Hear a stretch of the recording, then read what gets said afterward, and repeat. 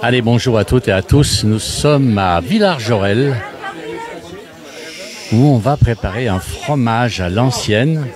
Alors, je vais mettre juste là derrière ce monsieur, voilà. Il est en train de nous préparer un Beaufort. Un Beaufort à l'ancienne, donc.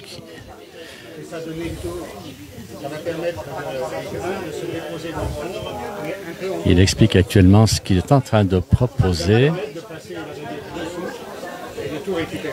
Alors c'est Gérard, ancien fromager de la cave coopérative de Moutier, connaît bien le Beaufort, et on lui posera quelques questions ensuite, et puis on visitera, nous sommes à Villars-Jorel en Savoie, dans les Alpes du Nord. On ira poser quelques questions ensuite à un autre monsieur qui était fromager, qui a 89 ans maintenant. Alors on va regarder un petit peu.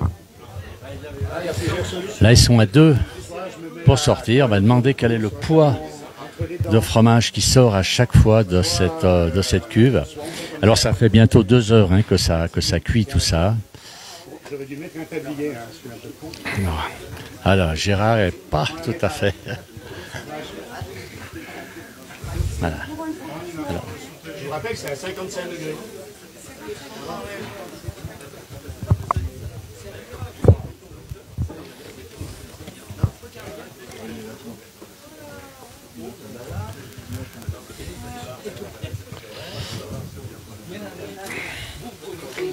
Voilà, il va nous sortir un petit peu le fromage en direct. Nous sommes à Villars-Jorel, une petite commune au-dessus d'Aigueblanche, en Tarentaise, en Savoie, dans les Alpes du Nord. Un endroit magnifique, une jolie petite commune. On a un bonjour Notre-Dame de Bellecombe, c'est pas la même vallée, c'est pas très loin. Voilà, et donc on va voir Gérard sortir ce fromage, il va le passer sur la presse pour réaliser un excellent Beaufort. Voilà, alors là ils sont à deux quand même pour lever. Ils sont à deux pour lever. Et allez. Voilà, il faut quand même deux costauds pour lever le fromage. Le laisser s'écouler. On est toujours en direct sur la place Village.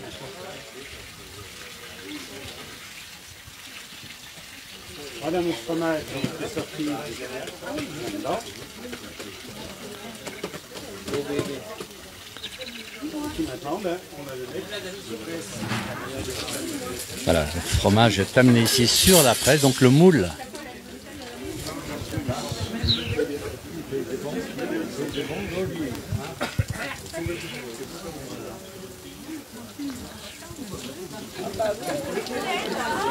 Alors on a un ancien fromager ici, apparemment il est à la retraite, c'est ce qu'il m'a expliqué. Il était fromager donc à la cave coopérative de Moutier, en Tarentaise. Et aujourd'hui, nous réalisons un fromage dans le cadre de la fête du patrimoine. Nous sommes à Villars-Jorel exactement, au-dessus d'Aigueblanche. Ça fait partie de la commune d'Aigueblanche. Une très très jolie commune. Et en plus, on a le soleil aujourd'hui, on a beaucoup de chance.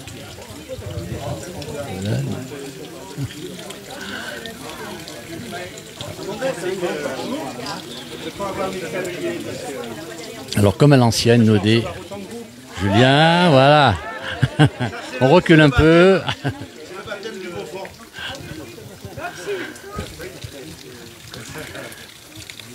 Alors, beaucoup de monde aujourd'hui à Villars-Jorel pour cette fête.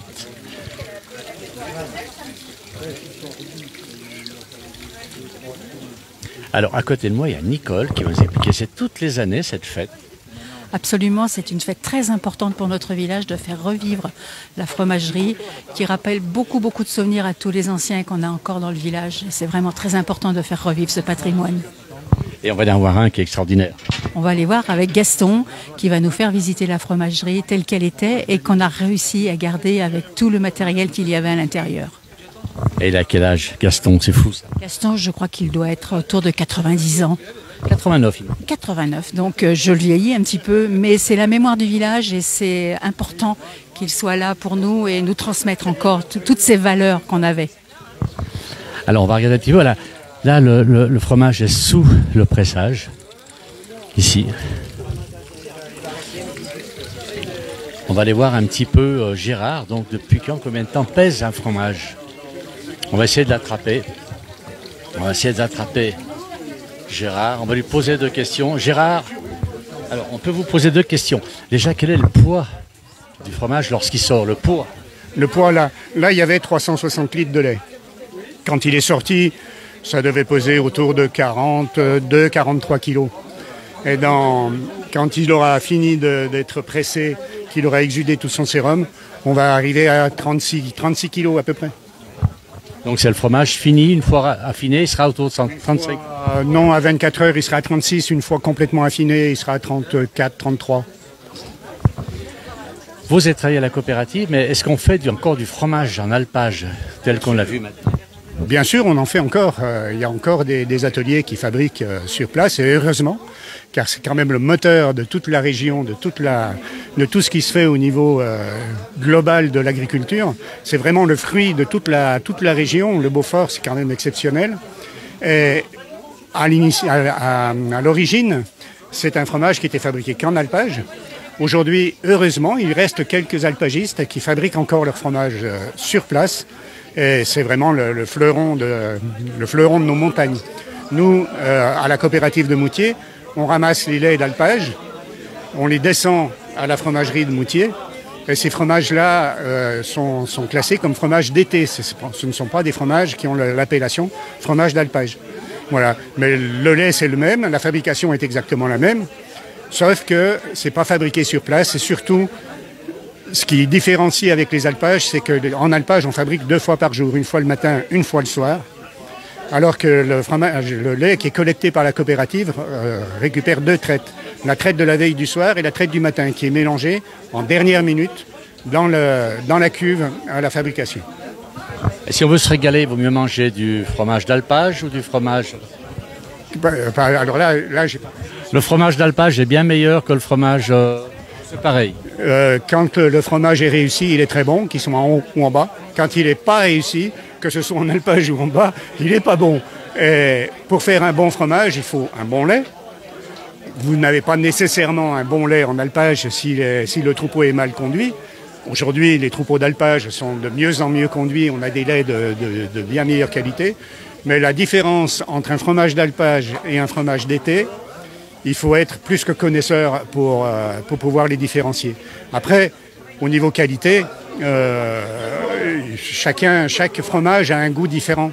Même dans un même atelier, un fromage d'un jour n'a pas nécessairement le même goût que le fromage du lendemain ou de 15 jours suivants. Donc c'est très difficile à définir. C'est des gourmets là? Là, c'est plus que des gourmets, parce que c'est vraiment des connaisseurs. Je pourrais vous dire qu'autrefois, les marchands qui connaissaient tous les alpages, autrefois, quand toutes les montagnes fabriquaient leur fromage sur place, autrefois les marchands connaissaient la montagne, connaissaient même l'endroit où les vaches pâturaient. Et les fromages étaient notés, étaient marqués du jour de fabrication, et les marchands réservaient tel jour, parce qu'ils savaient que c'était dans les meilleures parcelles d'alpage. Donc c'est vraiment plus qu'être connaisseur, c'est plus que des gourmets, c'est exceptionnel. Des experts. Merci beaucoup Gérard, et bravo pour ce que vous faites. On va continuer, on va aller visiter la fromagerie maintenant.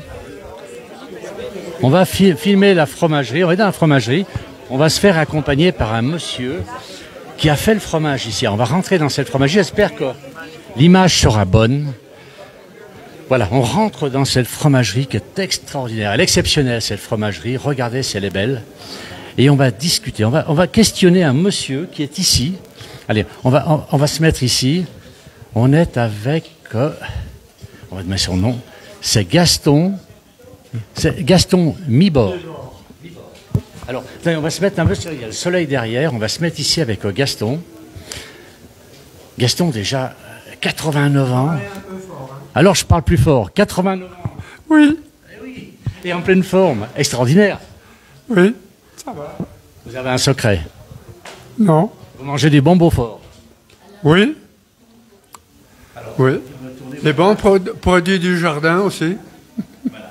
Des produits sains. Oui, exactement. Alors, vous m'avez expliqué beaucoup de choses tout à l'heure. On a parlé de Beaufort tout à l'heure, tous les deux. Alors, il y a Philippe de Paris qui dit bonjour à Gaston. Il vous connaît, il est venu vous filmer ici dans la... Alors, vous m'avez parlé de beaucoup de choses. Déjà, vous m'avez dit que vous avez fait du fromage ici, vous aviez 14 ans. 17 ans. 17 ans. Oui. À l'époque, les gens faisaient leur fromage eux-mêmes. Et vous, pourquoi vous veniez ici?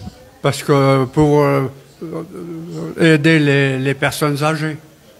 Ils ne pouvaient plus faire leur fromage. Qui ne pouvaient plus, alors ils venaient me demander pour leur faire la fabrication. Et après, vous avez fait ça toute votre vie comme fromage? Non, j'ai fait une année en alpage, j'avais appris le métier, et puis après je suis rentré en usine, puis j'ai resté en usine. Voilà. Mais vous savez faire le fromage aujourd'hui? Oui, je sais le faire, mais... Vous m'avez expliqué aussi quelque chose tout à l'heure qui m'a étonné, c'est que le fromage avant est bien meilleur que le fromage aujourd'hui. Pour moi, oui. Et quelle est la raison? Ben, le Beaufort d'été, déjà. Les vaches, elles mangeaient que de l'herbe. Tandis que maintenant, on monte des camions avec des croquettes. Les vaches, elles faisaient 12, 14 litres. Maintenant, elles font 20 litres. Le lait, il est plus si gras. Pour moi, le fromage est moins bon.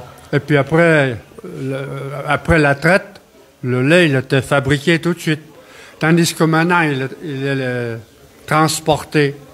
Celui de la veille, il est transporté à la coopérative. Donc, il a refroidi, il a réchauffé. Le lait, il est trop emballé. C'est pour ça pour moi, il est plus si bon. Ça change le goût du fromage? Pour moi, oui.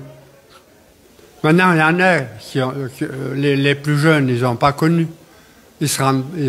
Pour eux, le Beaufort, il est bon. Mais pour moi, il manque quand même un petit quelque chose. C'est plus le même que vous avez connu dans votre jeunesse. Dans votre jeunesse, vous avez connu les alpages. Est-ce qu'il y a une grosse différence entre les alpages que vous avez connus et les alpages d'aujourd'hui? Oui, les vaches, ça a beaucoup changé. Les vaches, déjà, elles étaient traites à la main. Maintenant, elles sont traites en machine. Elles étaient attachées 2 fois dans la journée. C'était tout trait à la main. Puis il y avait des bergers. Tandis que maintenant, c'est des parcs. Alors, non, pour moi, ça a beaucoup changé. En bien, non, pas trop. Hein. Pas trop en bien. Puis alors, dans cette fruitière, vous m'avez dit que c'est les gens, chacun son tour, venaient faire leur fromage. Oui. On portait le lait. Alors, celui qui avait le plus de lait, c'est lui qui faisait le fromage. C'était additionné tous les jours. Et à la fin, celui qui en avait le plus, il était désigné pour faire le fromage. Voilà, il n'y avait pas de fruitier. Chacun faisait son fromage. Et moi, j'allais beaucoup faire pour les personnes âgées qui ne pouvaient plus faire. Voilà. Moi, j'étais jeune à l'époque. Bon. Vous aimiez faire le fromage? J'aimais, oui. J'aimais. Et aujourd'hui, vous seriez capable de refaire un Beaufort?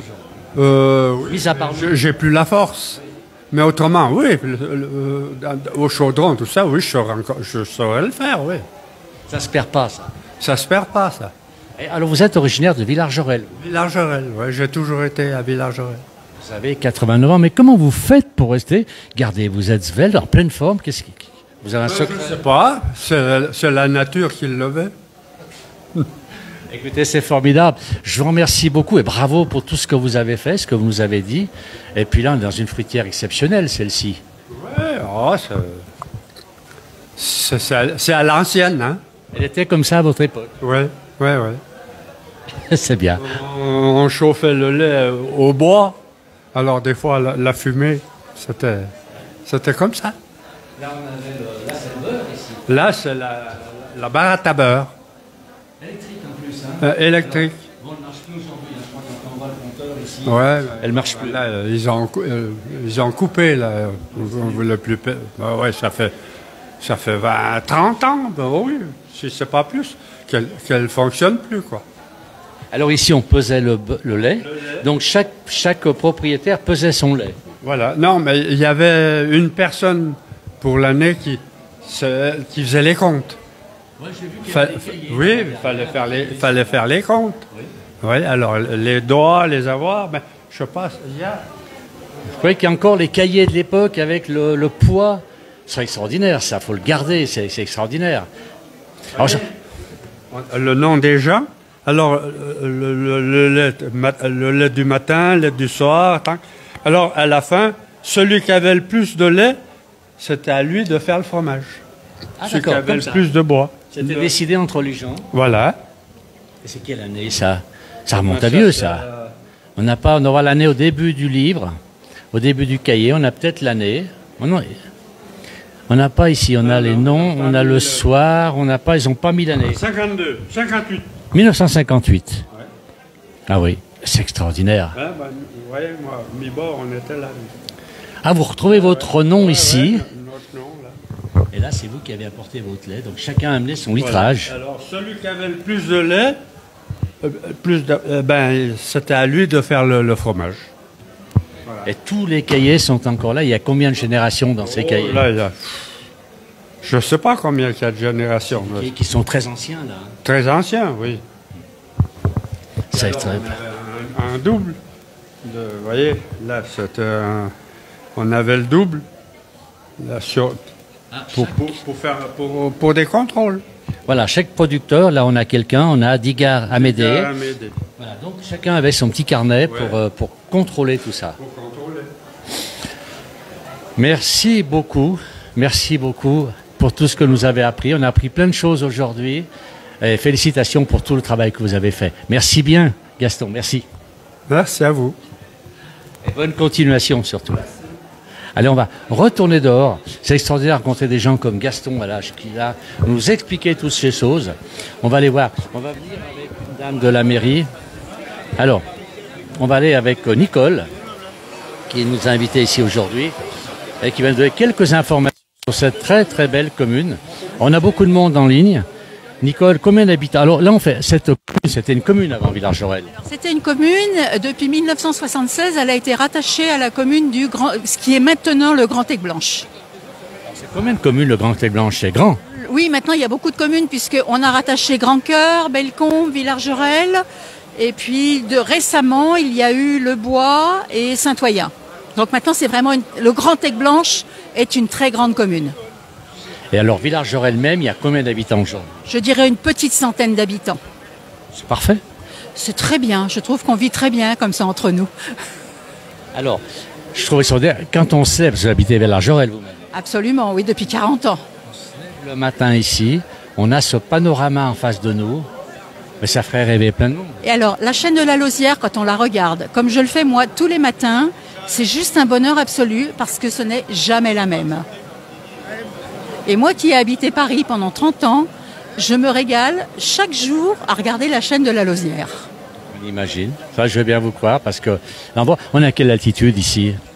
On est à 880 mètres. Quasiment pleine. Non, c'est pas la plaine, heureusement. Non, on veut pas habiter en plaine. On est très bien dans notre petite montagne. 880 mètres, c'est une super altitude en plus. Et puis les gens sont sympas. Là, j'ai vu qu'il y avait beaucoup de monde. Pour cette petite fête de village, c'est extraordinaire. Alors c'est extraordinaire et c'est vrai que les villages, de plus en plus maintenant, les gens aiment bien revenir dans les villages parce qu'on retrouve les racines. Alors moi qui ne suis pas d'ici, je me suis enracinée et je trouve que vraiment c'est très très important. Eh bien écoutez, merci beaucoup Nicole, bravo pour ce que vous avez fait. C'est vous qui organisez tout ça aujourd'hui? Alors non, c'est l'association du patrimoine du Grand Aigueblanche, dont la présidente est Maryse Richier, qui est élue du Grand Aigueblanche. Et c'est vrai que c'est important qu'on ait une association du patrimoine pour faire vivre tout notre patrimoine dans toutes nos communes. Merci beaucoup et bravo quand même à tout le monde et à ses organisateurs. On va retourner voir un petit peu le fromage. Là, il est en train de s'égoutter. Voilà, regardez un petit peu. Le fromage continue à chauffer. Là, ça s'égoutte tranquillement. Voilà. Eh bien, écoutez, merci à tous d'avoir suivi ce direct. Merci beaucoup. Très, très bonne journée. Donc, on est à Villars-Jorel. On est dans la cité de la commune d'Aigueblanche. On est dans la Tarentaise, cette très, très belle vallée. C'est deux grandes vallées en Savoie, la Tarentaise, la Maurienne. Et là, on est vraiment dans un endroit extraordinaire, en face du massif de la Lausière, où on a fabriqué aujourd'hui un fromage à l'ancienne. Merci à tous d'avoir suivi, merci beaucoup. Et bon dimanche, bien sûr.